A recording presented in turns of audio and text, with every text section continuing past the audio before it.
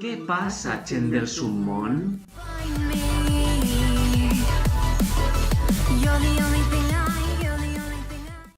Què passa, gent del submón? Benvinguts al nostre programa de notícies, on analitzarem l'actualitat valenciana, íntegrament en valencià, i donant a conèixer l'informació més detallada de l'última setmana. Però abans de començar, doneu-li un bon like si vos agrada este vídeo, subscriviu-vos al canal i activeu la campaneta de les notificacions, per a veure cada setmana un programa nou. Compartiu-lo amb tota la gent que li interessa el que passa en València. Seguiu-nos en les nostres redes socials, Facebook i Instagram, i ajudeu-nos en Patreon per a recolzar el canal. M'emprenim!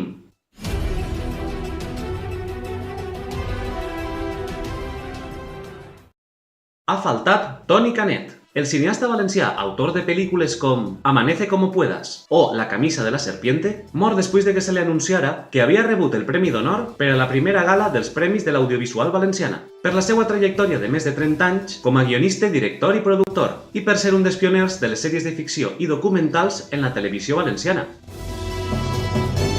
Quilu, la beluga bebè de l'Oceanogràfic, ha complit 2 anys. Pel seu aniversari de natalici, ha rebut una tarta feta de gelatina i gel i la visita d'un grup de 40 xiquets del Col·legi Sanchis Guarner de Paterna, que a més de celebrar el seu aniversari, han rebut de regal un exemplar del conte Quilu, història d'una beluga valenciana, en el que se narra el seu naixement i història.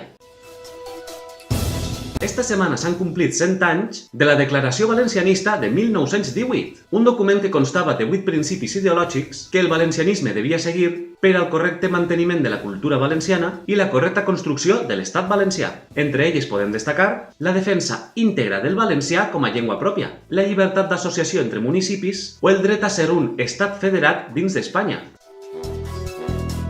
Quim Torra demana l'independència de València. El president de la Generalitat de Catalunya i líder de l'independentisme propon una unió de bascs, valencians i catalans per a treballar per un projecte polític comú en Europa, en referència a l'independència d'Espanya. També ha suggerit que s'unisquen a gallecs i mallorquins. Torra se pronuncia en estos termes en la part final de la conferència Sobirania, Democràcia i Llibertat, organitzada per la plataforma cívica Gure Escudago, que defèn el dret d'autodeterminació del País Basc. Aquestes declaracions, dirigides als grups proindependentistes, han sigut fortament crítiques pel seu recolzament als països catalans, que negarien l'identitat pròpia dels valencians, a pesar del recolzament cap a la seva independència.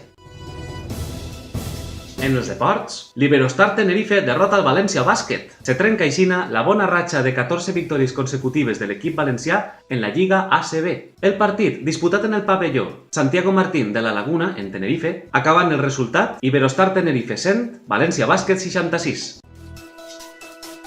En l'oratge, continua el risc de gota freda fins al dimarts. Les precipitacions seran abundants en tot el territori, en perill d'inundació i desbordament de rius. Extremen les precaucions. A partir del dimecres tindrem cels aclarits i sol radiant, excepte el dissabte, que tornaran les pluges. I per acabar, el nostre consell del dia. Tinc curiositat per la ciència. És un camp extraordinari que abarca des dels robots fins als dinosauris. I molt més! Bé, i fins ací les notícies de la setmana. Recordeu donar-li un bon like si vos agrada este vídeo, subscriviu-vos al canal i activeu la campaneta de les notificacions per a rebre cada setmana un programa nou. Compartiu-lo amb tota la gent que li interessa el que passa en València. Seguiu-nos en les nostres redes socials, Facebook i Instagram, i ajudeu-nos en Patreon per a recolzar este canal. Tornem la setmana que ve amb més notícies sobre l'actualitat valenciana. Però, sobretot, no te baixes del submón!